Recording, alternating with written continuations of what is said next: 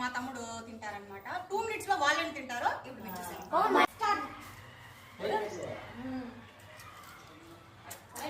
Onions పెట్టుకుంటారా?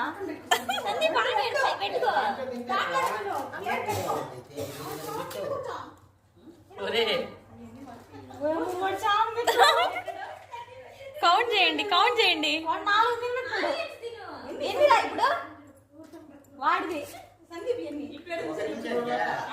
2 minutes.